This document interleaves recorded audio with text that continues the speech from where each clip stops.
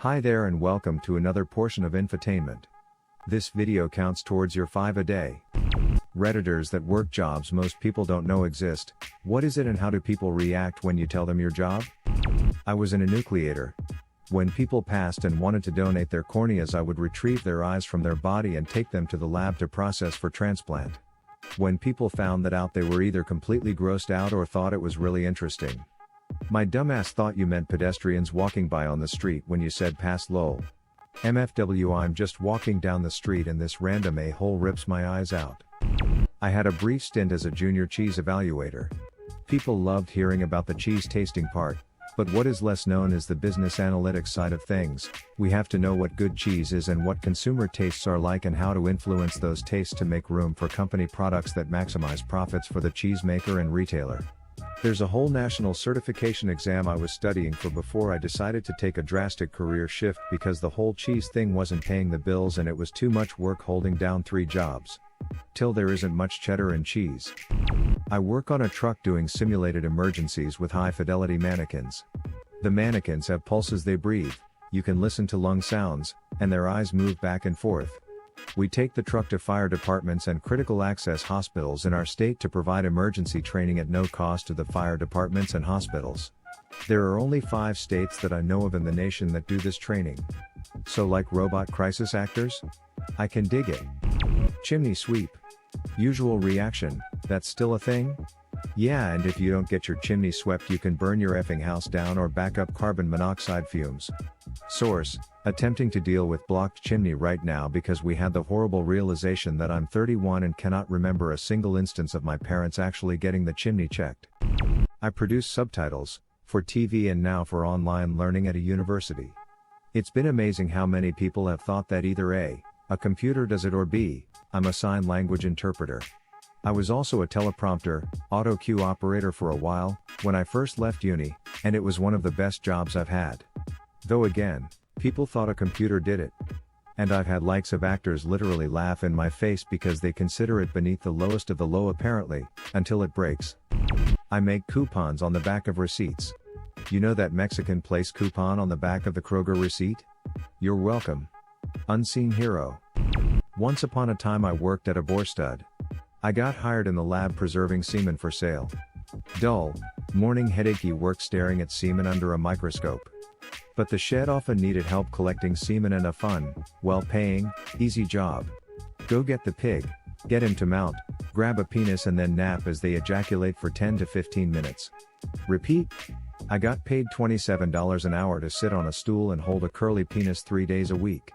I now work 6-7 days, collect blood samples, monitor surgery, take phones, do inventory and handle angry clients with a smile for $16 as a vet tech. If you've got the guts, consider pig wanker. Have you ever eaten pork products and wondered, have I ever touched this guy's dick? Not me, but a longtime friend of my dad's was/is a professional carbonated beverage pourer. Spell check's not happy with pourer. Is it poorest, Doormaster? It was for close-up shots, mostly for commercials for sodas or beers, and sometimes for movies or TV shows. At one point I asked my dad, not wanting to be rude to the guy, is that one of those jobs where some studio exec just picks one of their buddies to get paid a salary for basically nothing? According to my dad, this was not the case. Apparently it was very specialized, precision work.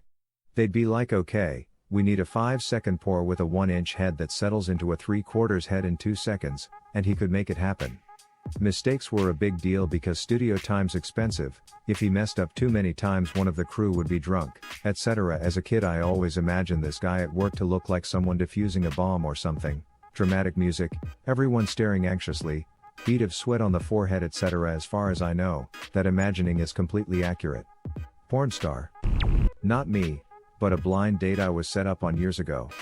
Doing the usual small talk, she said she worked for the court system. When someone was sentenced to community service, they had to report to her, and she's find them a job that would meet the requirements of their community service, and then supervise them through their sentence. She prided herself in her success in that job. When she'd tell someone that their sentence was up, they'd frequently reply with, "Oh. Well, I kinda like this job. Is there any way I can keep it?" You know those penny smasher machines that they have at tourist spots? You put a penny, and 2 quarters, in the machine and then turn the crank and it presses a design into the penny? I maintain and operate a bunch of those around the city. Also a few Zoltars. I do arcade games too, but the penny machines are even weirder. A lot of people don't know that most coin-operated machines aren't owned by the store in which they reside. So there are lots of operators that have all sorts of machines which they place and maintain, and generally you split the revenue with the location owner. Not me, but one of my best friend's husband's job was to read Bill Gates' mail with the intent to prevent crazy people from showing up at the Microsoft campus demanding to speak with him. I'd also like to add that it was also his job to deal with them if they actually showed up. So he was the gate for Bill Gates. Not me, but when I was a hostess at a steakhouse we had a guy who would come in on weekends when it was busy and walk around making balloon animals for people for tips. Some nights he made more than the servers, who also tipped him for balloons. He would make a really cute flower bracelet we could wear. He made some really cool poop. When I tell people that I'm an opera singer, the first response is often wait, so you do it for a living? Followed by I can sing, too. Lol. Everybody can sing, that doesn't mean everybody should. I manually masturbate caged animals for artificial insemination. It's important to have a job that makes a difference. Future generations depend on you, literally. Frick, it's Tiger Day today, isn't it? I write erotica/romance novels for a living. It's usually a combination of oh, that's cool, or faint disapproval, but that's rare. I had one guy on a first date lay his hand gently on mine, look deeply into my eyes and ask, entirely sincerely, who hurt you? He couldn't quite wrap his mind around the fact that writing porn didn't mean I hadn't been horribly scarred and broken by some traumatic experience in my past, and that I might just enjoy telling stories about effing for money. There was no second date, usually, though, it's just a lot of questions. I kind of like that it's a bit of a cool job that people seem interested in, and even though it's not quite the stuff that I planned on writing, you know, back when I was going to be a serious literary novelist, I genuinely enjoy it. I am a philosopher. I get paid to do philosophy. People wrongly assume that means I just teach philosophy, when I actually teach less than 2 months a year. What's a typical day like? Thinking what's a typical day like? I work in counterterrorism and hostile behavior detection. Please hear that and think I run around doing James Bond poop.